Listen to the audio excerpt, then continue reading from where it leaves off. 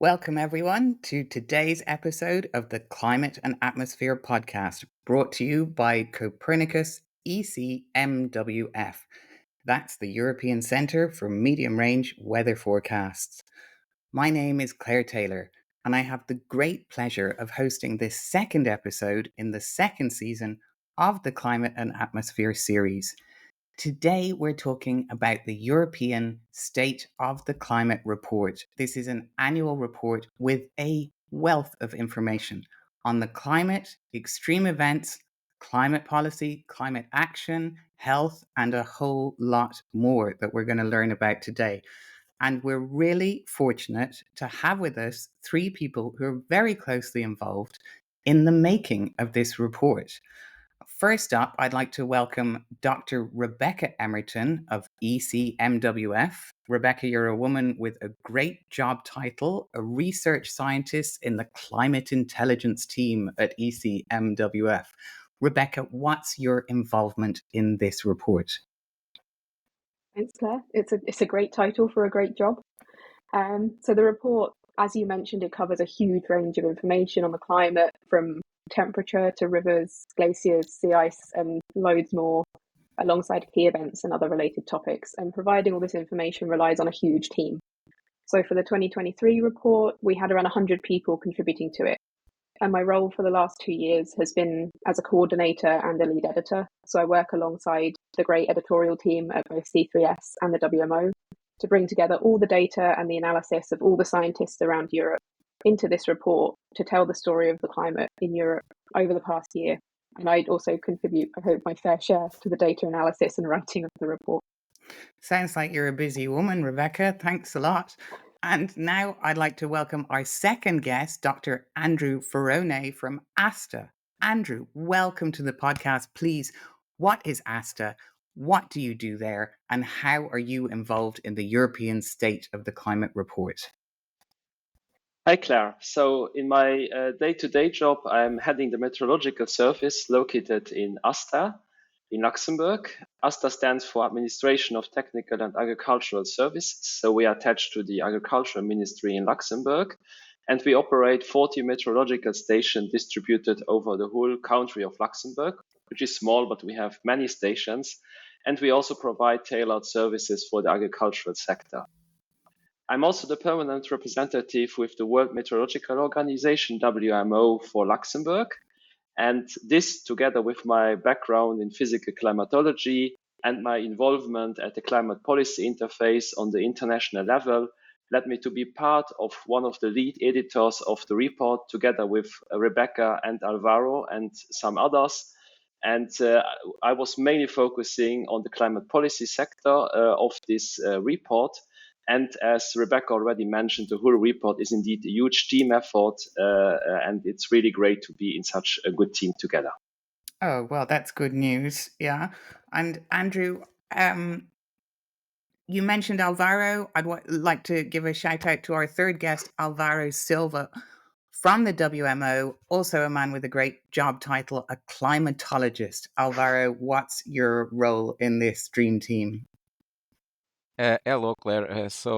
I worked at the Portuguese Sea and Atmosphere Institute, the Portuguese Met Service, during 20 years. And since 2021, I have been collaborating with WMO on the coordination and preparation of State of Climate reports, including the European State of Climate Report. These reports are based on joint work of National Meteorological and Hydrological Services, the WMO headquarters, the WMO regional office, and international organizations, including United Nations agencies. This year, together with Andrew, we coordinated the section on climate policy and action of the report with focus on health. Our role as lead authors was to summarize the input received from several contributors, such as the WMO Europe Regional Climate Center Network and the WHO, the World Health Organization Europe Regional Office, and we did this in two chapters. One, it was the impact of extreme weather and climate events on human health, and two, enhancing climate resilience in the health sector. Okay, there's a lot to unpack here. Alvaro, Andrew, Rebecca, I'm really looking forward to diving into the discussion about this year's report. So, as I understand it, this is the seventh edition, and it was published on Earth Day 2024. That's the 22nd of April, but I presume that everyone listening to this podcast knows already this auspicious date.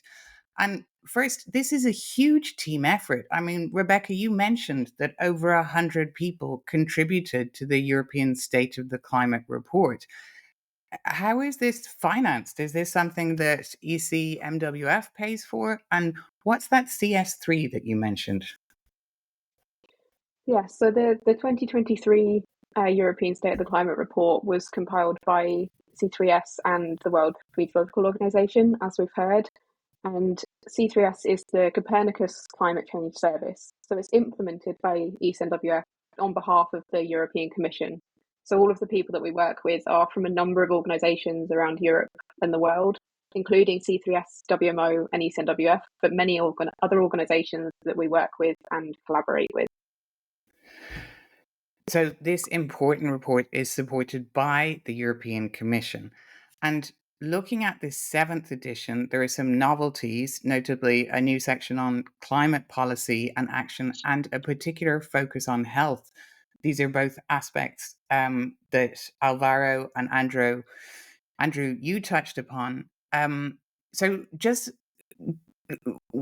I really want to explore the why around these kind of new additions to the report. I mean, I know that the health community is becoming more prominent in the climate debate. We see a big presence at COP28 and also at the global level. In May, the World Health Assembly has recognized climate change as an imminent threat to global health and passed a resolution accordingly. But Andrew, maybe you could give us some insight on why it was important to focus on health and especially climate policy as part of the European State of the Climate report. Yeah, indeed, Claire, as you mentioned, there were important recognition of this threat, both at the COP and also by the World Health Organization. But even before, actually, in July 2023, for the first time in history, the regional office, the European regional office of the World Health Organization declared the climate crisis and extreme weather events as a public health emergency in Europe. And this was one of the reasons that led WMO to decide that this year's policy action section should focus on health, also given, of course, the important linkages between climate change and health and these calls that we mentioned. The WMO always had the climate policy part as part of their reports. And so this year, the decision was taken to look at the health aspect, and we will continue this as part of our collaboration with C3S. Okay, great. Thanks for explaining that. Now, let's talk a bit about the interactions between climate change and human health. I mean, we immediately think of the mercury's rising, the temperature's rising, but Alvaro, maybe you can talk about some of the main impacts. Yeah, sure. Globally, we see an increasing number of health risks from extreme weather events, and these risks are expected to increase with further warming of the climate. There are many environmental hazards that impact human health and that are exacerbated by climate change. Climate change affects health in many ways, such as amplifying existing issues, including disease and death from events such as heat waves, wildfires, storms, and floods, and increasing zoonotic food, water, and vector-borne diseases.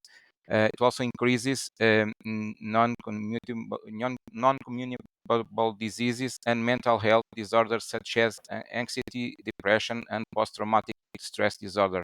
These are just some of the examples of this increasing number of health risks and impacts, but there are also a wide range of indirect effects caused by changes in air quality, food and water security, and to biodiversity. So there is really it's a huge implications there really. And as we go to Europe, what what does the European State of the Climate report tell us about the health impacts of climate change in Europe? Yeah, it tells us that the number of adverse health impacts related to extreme weather and climate events is rising, and this is a major threat to human health in Europe. And one main aspect is the heat. The number of people exposed to extreme heat is growing exponentially due to climate change in all regions and including in Europe. And heat stress is the leading cause of weather-related mortality. There is, on the other hand, robust evidence that climate change is increasing the frequency, intensity, time of occurrence and duration of many extremes, such as are the case of the heat waves. Okay, so zooming in on heat and talking about heat stress, which I think we're all aware of is a rising problem. Rebecca, how does a scientist define heat stress? Yeah, so heat stress is what occurs when the body is really unable to cool itself down properly, which leads to a build-up of body heat. And often this is caused by exposure to high temperatures, such as during heat waves, but also often alongside high humidity, for example. So we use heat stress indicators to quantify the impact of the environment on people. So the one that we're using in the report is called the Universal Thermal Climate Index, or UTCI, which is essentially a feels like temperature. But as well as the temperature, it accounts for the humidity, the wind speed, so whether there's a breeze or not, solar radiation, and then also how the human body reacts to that combination of all of these different things. And it kind of categorizes the environment into how intense the heat stress is, from moderate up to extreme. So this feels like temperature. I think you referred to it as the Universal Thermal Climate Index, which is not one I had heard of. But this feels like temperature that you use to measure heat stress. How different is this from the Celsius temperatures that I'd be used to recognizing? Yeah, so this can really vary depending on these other factors I mentioned, like the humidity and the wind speed, etc., which is why it's so important, I think, to consider. So, for example, if you have a high humidity and no breeze, the feels like temperature could be much higher than the temperature that you'd see on a thermometer. But Hmm. if the air's quite dry, there's a nice breeze, it might be that the feels like temperature is a bit lower than the temperature itself. Um, but yeah, so this is why it's so important, I think, to consider these other factors, because these combinations, for example, of high temperatures and high humidity can be really dangerous. And this index is the one that we use because it also models how the body reacts to the environment, which can be really useful to consider. Alvaro, do you have anything to add to that? Yeah, sure. Yeah, it's important not to consider only temperature when we are trying to model what people are experiencing in terms of heat conditions. Of course, there is no single index that we can apply in all type of situations and in every region. But for sure, the humidity is an important factor, as well as the wind. I can give you an example. For instance, if we consider uh, uh, relative humidity, if we have 85% relative humidity and 30 degrees Celsius, the heat index, the feels like index, will likely be around 40 degrees Celsius. So it's more 10 degrees Celsius than if we only look at the temperature. So this is important thing to have in mind. It's not only temperature that is important uh, regarding the heat stress. It's interesting. These different parameters have to be taken into account. And I see Burned in the chat is noting that for, this, how people actually experience these conditions, age and general health are also factors on the human side, let's say. Thanks for that, Burned. And please, folks, if you're listening in, keep the questions coming and comments coming in the chat, because we'll go to Q&A shortly. So, the heat is on. Was heat stress more widespread in Europe in 2023? Yeah, so I mean, from June to September of last year, much of Europe was affected by heat waves. There was one in July where Southern Europe saw a heat wave that lasted for up to 15 days in places. And something that we looked at in the report is the amount of Europe that was affected by anything from strong to extreme heat stress on each day during the year and the heat waves. And we compared that to past years since 1940. And we saw that at the peak of the heat wave in July, 41% of Southern Europe was experiencing strong, very strong, or extreme heat stress. And this is the largest area of Southern Europe, and indeed Europe as a whole, to have seen these levels of heat stress on any one day. So in contrast, 2022, which was a record-breaking summer in terms of temperatures, around 31% of Southern Europe experienced these levels of heat stress. So a slightly smaller area, but for a longer period of time over the summer. And is this something that's really getting worse with climate change in Europe? Is that what you're saying? Yes, yeah, it is. So as Alvaro mentioned earlier, with climate change, heat waves themselves are becoming more frequent, more intense, they're lasting longer. And we do see a trend also in the heat stress data, with Europe seeing an increasing number of days with heat stress. And while those record-breaking summer temperatures of 2022 meant the year saw the highest number of days with very strong heat stress, last year actually saw a record number of days with extreme heat stress, which corresponds to a feels-like temperature reaching over 46 degrees C.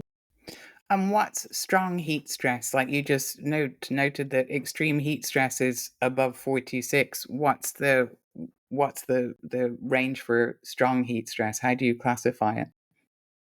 So strong heat stress we classify as anything over a feels-like temperature of 32 degrees C. Okay. And how many people are we talking about? Alvaro, do you have numbers on how many people are being affected by this rising heat stress? Yeah, so a growing number of people are being affected by heat stress. In fact, extreme heat is a growing concern in Europe. Since the 70s, the extreme heat has been the leading cause of weather and climate-related deaths in Europe. And this is mainly because 23 of 30 most severe heat waves have occurred since 2000. So we see this increasing trend in the frequency and also intensity of heat waves. And actually, in the last 3 years, we had 5 of these 30 most severe heat waves. So this is very elucidative of this growing trend. But in terms of numbers of deaths associated with extreme heat, as it is shown in the report, we had between 55,000 and 72,000 deaths due to heat waves in each summer of 2003, 2010, and 2022. So in these 3 summers, we had always more than 50,000 deaths. The consolidated figures for Europe in 2023 are not yet available. So this takes time to have the statistics, because it's not a direct estimation on the deaths. We need to calculate the excess mortality due to heat, but it is likely to have led to thousands of deaths in some countries during the summer of 2023. Furthermore, we know that the impacts of heat waves are widespread in Europe, and we know that between 2000 and 2020, in 20 years, the heat-related deaths have increased in 94% of the European region. So almost every region saw an increase in terms of heat-related deaths in Europe. And you really highlight this is so widespread in Europe now. Andrew, what kind of options do we have for dealing with heat stress?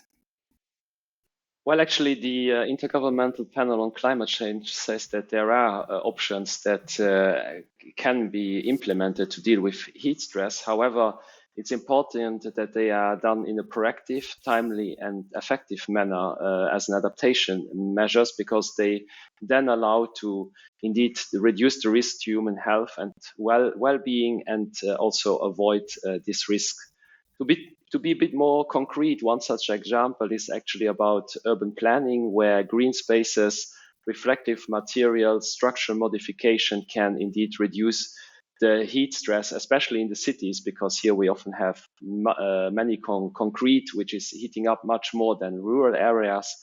But we can also adapt individual homes, for example, to be better prepared to heat wave. And as was also mentioned in the chat already, the exposure of vulnerable groups is important, because actually throughout Europe, especially the elderly, spend a lot of time at home. For example, over 65 years, they spend around 20 hours at home on average. So this shows that indeed the adaptation of the homing is very, very important. Another example that can also be implemented are climate services. In Europe, we are already progressing on this, but there is still room for improvements, because early warning systems on specific climate services can indeed be effective to avoid disaster, to help with risk reduction, social protection, and managing risks due to health and food productions. But it's also clear the more the climate is warming, the worse the impact will come, and we will have always residual risks, and also we will reach limits to adaptation, particularly when we go above 1.5 degrees, as highlighted by the IPCC. So in order to be as effective as possible, it's also important to strengthen mitigation of climate change, meaning reducing our emissions of greenhouse gases in a very drastic way. The past 9 years, so 2050, 2023, were the 9 warmest years on record globally. And this highlights the need for urgent ambitions and transformative climate action in order to minimize the harm to health and societal well-being. Thanks, Andrew. It's really sobering to hear you say these things, and you highlight action that can be taken in cities, so people can adapt buildings and so on.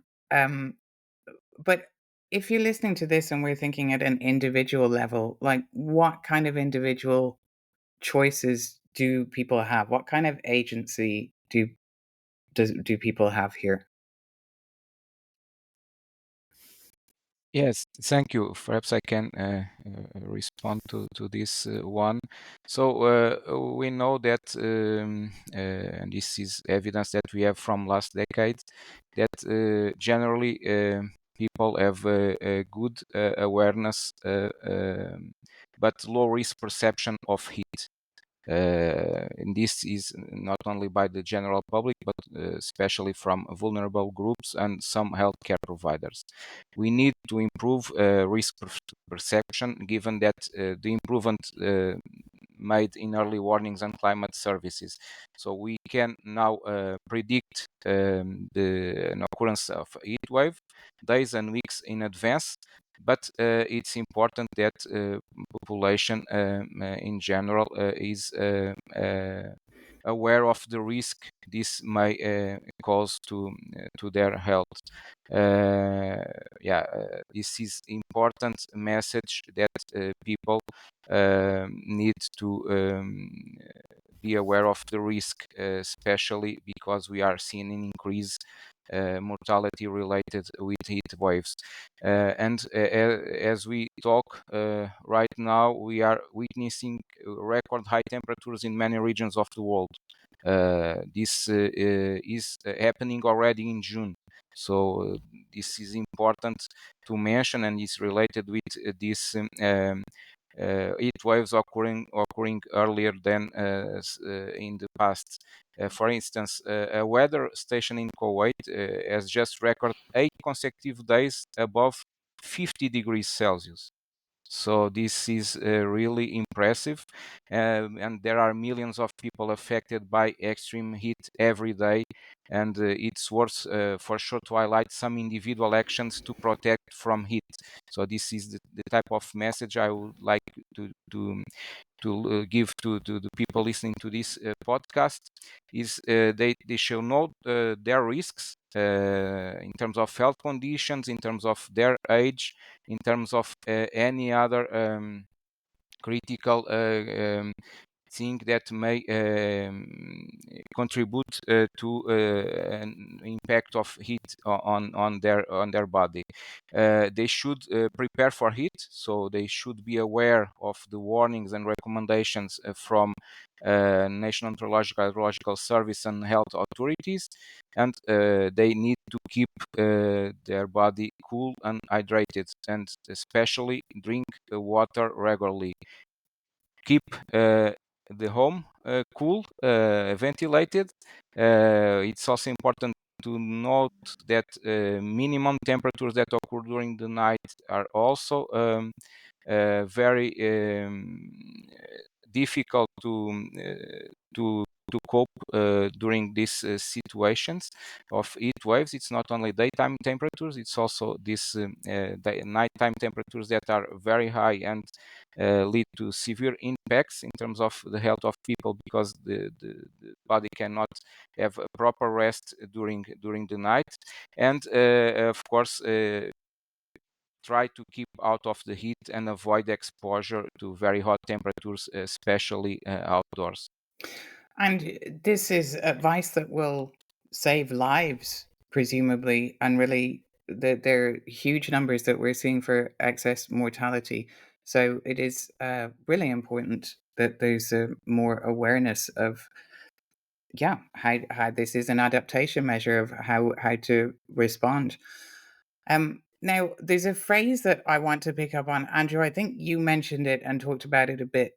Climate services, right? And I mean, at ASTA, this is part of what you do for the agricultural sector, right? You provide information about presumably when it's a good time to plant or to harvest and so on.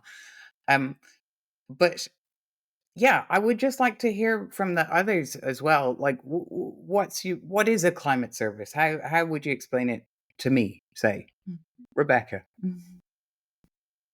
Yeah, so I guess the term climate service it can cover a huge, very broad range of things.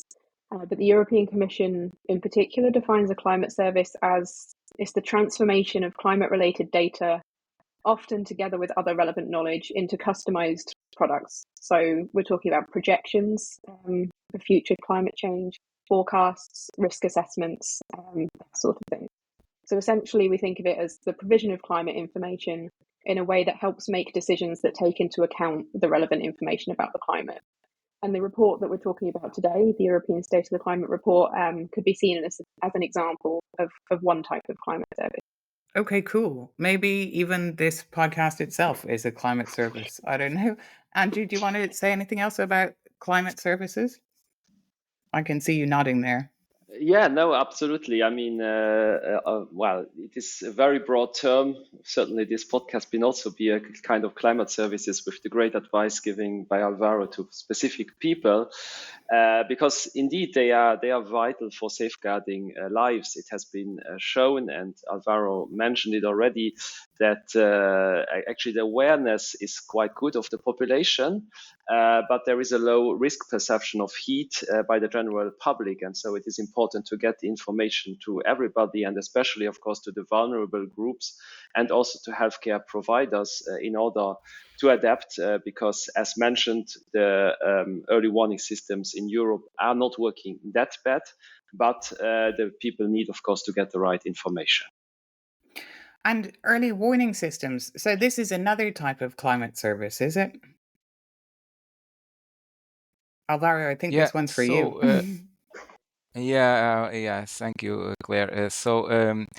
I would say that climate services target many sectors, such as agriculture, energy, health, but also disaster risk reduction.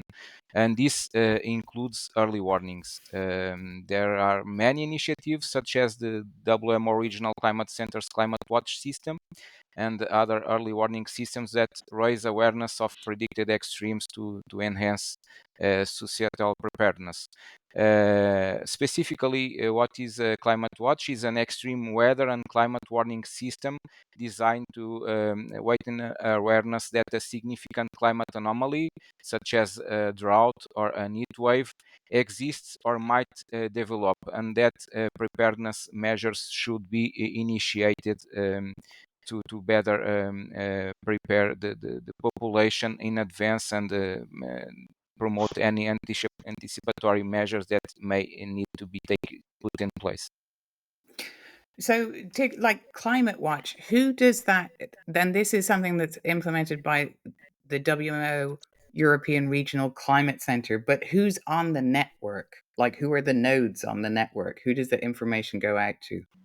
Yeah, so for this example of the Europe Regional Climate Center network, this regional climate watch system is provided to all NMHSs, to all national meteorological hydrological services of the region as a guidance, and then at national level, each meteorological service evaluates the need and the delivers a warning if that's the case, because it has more expertise at country level and knows what are the areas at most risk. Okay. So it might come through to me as a regular person as a warning on my phone or on the weather reports or something like that, that the heat wave is coming. Is that how it would happen? Yes. So this climate watch system is really the trigger mechanism, the guidance. Then the meteorological services have different tools to deliver the information on climate based warnings, such as drought and heat waves. As I mentioned, it might be by via their websites, via a special dedicated app, or any other type of outreach material that they may have. They are also in very close connection with the health authorities at national level that then can provide recommendations and inform population on what to do in terms of an heat wave or prolonged days or weeks of extreme heat. And Alvaro, I think there was an acronym you used there, a HAP. A HAP? What is it? What is a HAP? A HAP is well, is an application that we have for the smartphone. So every one of us for sure has several applications in their smartphone, and there are also applications provided by the National Meteorological and Hydrological Services at country level. There is a good example of an application especially dedicated to extreme heat that was developed in 2022 in Greece, that is heavily impacted by heat waves. But yeah, there are some good examples. Or perhaps what I can suggest is people listening to this podcast to have a look at the WMO 2023 State of Climate Service report, where we have some more information regarding the climate services for health, and some very interesting use cases that document this information and the use of this information by public. Okay, thanks for those important references. And where can healthcare professionals get more information on climate impacts related to health, Rebecca? Yeah, so alongside the information that we've been talking about today in the latest European State of the Climate report, which of course is covering 2023 and the long-term climate context and the climate policy and action information on health topics, there are some of the other initiatives that Andrew and Alvaro have mentioned today, such as the Global Health Information Network and Climate Health. But another source of information is the Copernicus Health Hub, which is really bringing together environmental data related to health, and it includes information related to physical health, mental health and well-being, and it has data, videos, information on training courses and more. That's great. Thank you. And I see that's very helpful. Esther has put the link in the chat to that for anyone who wants to check that out. I see there's a comment again in the chat, and it's funny. It's exactly the example that I was thinking of as well. The comment refers to recently reported deaths of tourists in the Mediterranean area, and there was one story from Greece, a British man in Greece that was in the news recently, who I guess was exposed to a heat stress situation with some unfamiliarity to the environment. So I'm just wondering, were there any findings from this year's European State of the Climate report that really surprised you? Any of you can answer this one.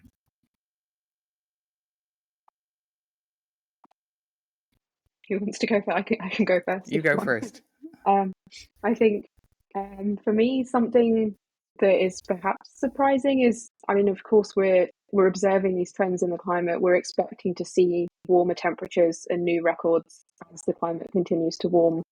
I think something that's perhaps been surprising to me is the amount by which some of these records are being broken. So one example is we had a marine heat wave in the northeastern Atlantic. So a marine heat wave is essentially the same as we think of a heat wave. It's exceptional temperatures in the ocean. And the ocean temperatures during this marine heat wave were so high above anything we've seen in the past data. And I think that was quite surprising. We expect this warming, but the margin by which we're breaking some of these records is quite astonishing. Yes, it's going faster.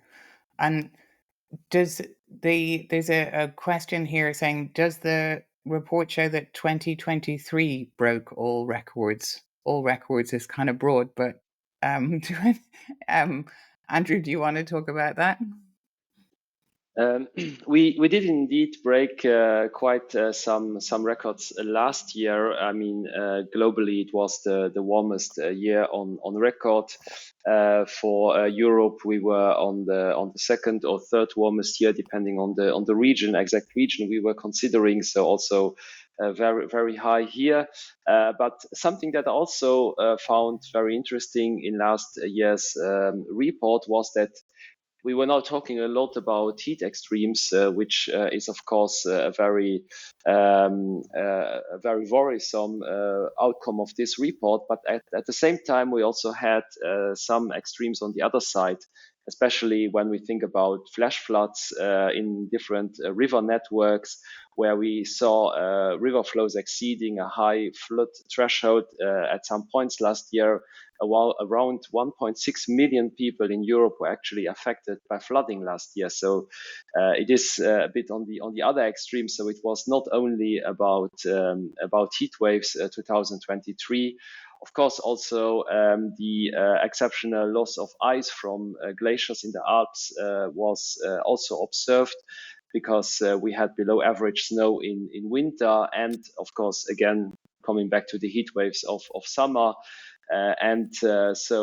But we also had, and that's, I think, very good, a little bit of good news, which was that we had actually a record until we had a record, but it's a positive record, a record proportion of energy generated from renewable energy sources in 2023. So it has never been so high in Europe, which shows actually that this transition that we need in order to reduce our emissions of greenhouse gases is happening.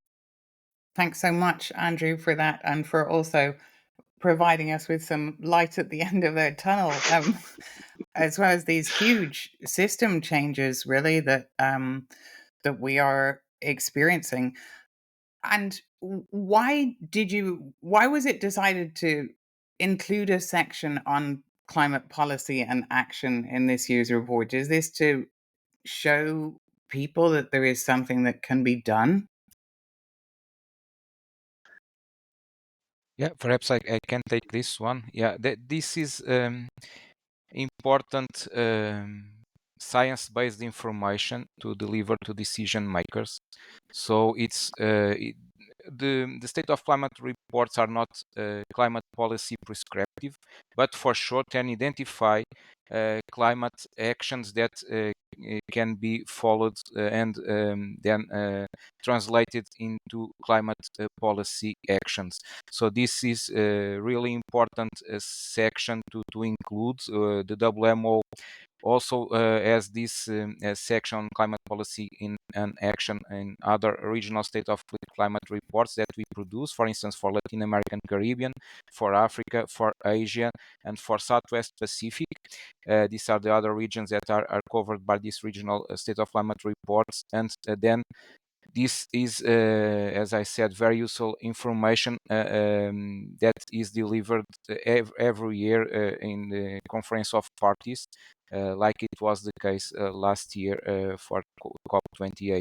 So this then guides the decision makers and the leaders of different countries to better respond to what is the current situation in terms of climate variability and climate change, and this is an important support to decision, as I just mentioned. And for those interested in following the kind of yearly progress on this, when was the next report out? Is it next April? Yeah, the next European State of the Climate report covering all of these different climate topics and key events from 2024 will be published next April. But in the meantime, there'll be more updates. For example, in the C3S monthly climate bulletins, we update those every month, talking about temperature, hydrological variables, and sea ice. And you can also check on the health of the global temperature and sea surface temperatures at any time using our brand new Climate Pulse interactive tool. So you have a CS3 bulletin. Can anyone sign up to that? Oh, yes, I see that handily appearing in the chat. That's great. And the Climate Pulse tool as well would be great to get a link to that. Folks, I really don't want to bring this to an end because I am really enjoying talking with you and I could chat all day. But maybe I could get from each of you before we close, like your takeaway. If you wanted someone listening to this to take away one thought or reaction from what you've been saying, what would it be? Alvaro, I'll put the spotlight on you first in one sentence. Yeah, thank you. So keep pushing for a strong mitigation of greenhouse gases. It's all about us to change the way the world is going. Great, that's good. How about you, Rebecca?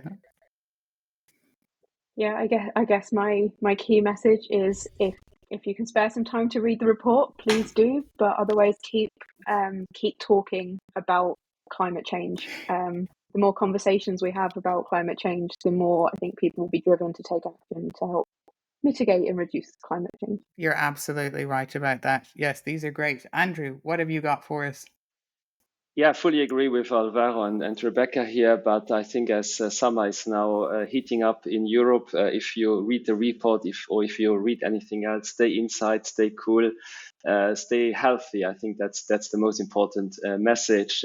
But just to also get the message out again, we need to act on climate change, and we need to act very fast and ambitious. Great. Thank you, Rebecca Emerton, Alvaro Silva, Andrew Ferrone. Thanks so much for being with us here today to talk about the European State of the Climate Report. Thank you, Claire. Thank you very much.